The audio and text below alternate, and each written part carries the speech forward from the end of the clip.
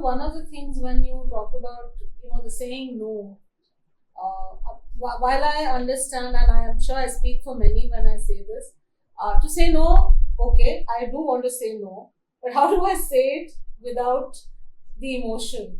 So, which means what I'm actually trying to ask you is, so parenting is now, from what I understand, at various levels. There is the physical parenting, where you are helping the child to learn about health and hygiene and taking care of his physical self.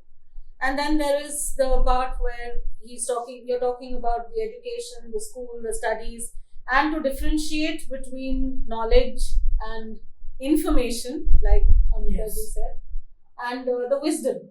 So knowledge is actually to be able to apply that inner knowing, to even be aware that there is an inner voice, there is an inner knowing, an inner intelligence. And then the emotional and the feelings part. How do we? So that is actually what parenting is. It's all three. And So about inner knowing, it's very interesting how Amita said that because it's very important, but it's very hard for everyone to understand. But when the child starts to make decisions for themselves, whether they go right, whether they don't go right, you can't just discourage them. It is important for them to be independent.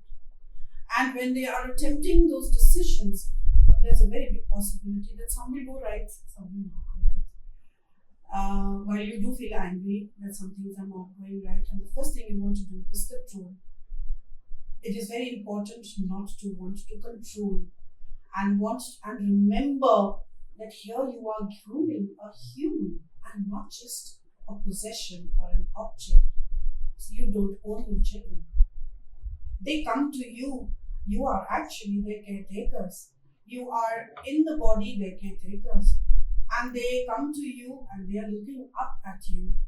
And they look at you and they are completely in your environment. So they're watching everything you do.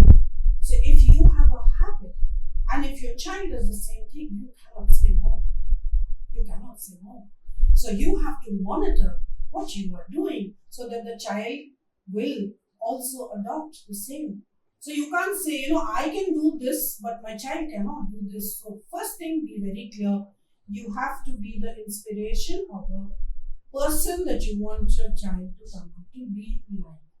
And they know and they watch whether you like it or you don't. So they need to, so there is parallelly a physical growth happening in their body.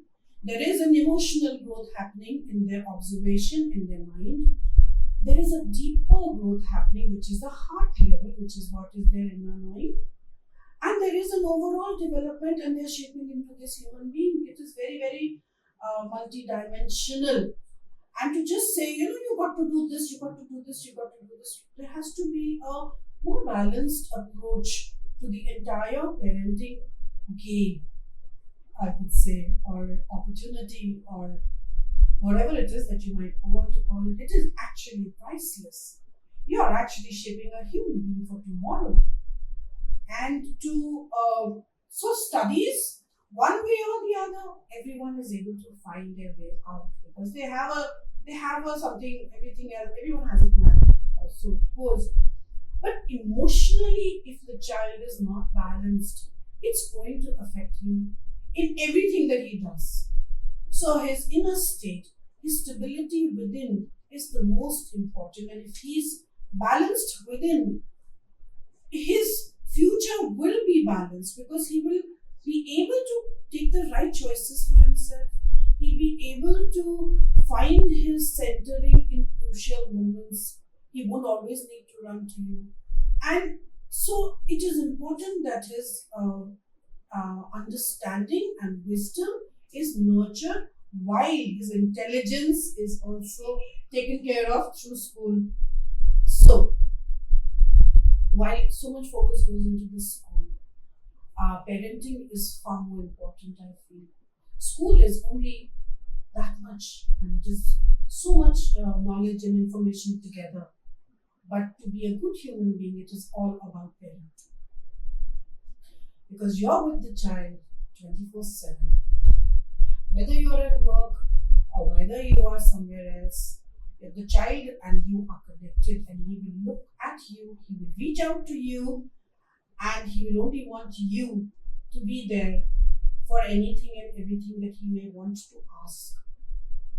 And so his emotional development or his innate development of confidence, of remaining energized, motivated, are equally valuable, and they should be nurtured. There has always been more focus on the talents. He should be able to be a very good sports person. He should be able to be an excellent student and everything. But I think an overall grooming comes from the right environment that the child is based in. So the family environment has a very, very important role on the child. So even to the fact that if there are disagreements in the house, the child should not be exposed to them. The children should be kept separate. If there are things happening in the family which are as they are in families, one has to make sure that children are not a party to them. Their emotions are very gentle.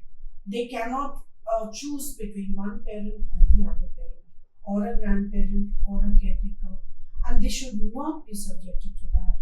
They should be allowed to. This is not the space where you should be, and they should be kept separate. I completely believe that they are not to be a party to that. So one thing is to keep them safe in that sense, and there will always be ups and downs in relationships and parents or whosoever is in the part of the family. So loud voices and loud sounds, they bring up fears in the children. They also make them insecure, and they make them want to run to one parent and leave the other out. So all that creates barriers. So their sensitivity to all that is very important. Meals are also very important. Everything has a part in their life. Good meals, good activities. When I say good, I mean a balance of everything. There's no good and there's no description to what is right. There is again here a sensing of what will work and what will not work. So feel it for yourself how you would want it if you are in that child's place. A lot of parenting is about feeling, sensing. How would I like it if I was there? And if I can, but you can only feel it if you are holding on to your horses. If you just want to control the situation, or if you just want to give an answer in the moment, then what you do is that you become the directive. But the child is not wanting that. He wants to understand. So to be with them and to have that dialogue with them, to open up the situation, is when you can feel that, if I was in their place, how would I want this to happen to me?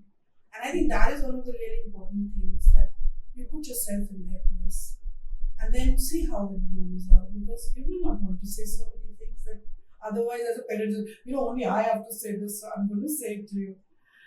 Yeah, so it's a give and take, and it's a learning. No straight roads here. Yeah. No carved out. So we can also be the calm. Yes. Yes.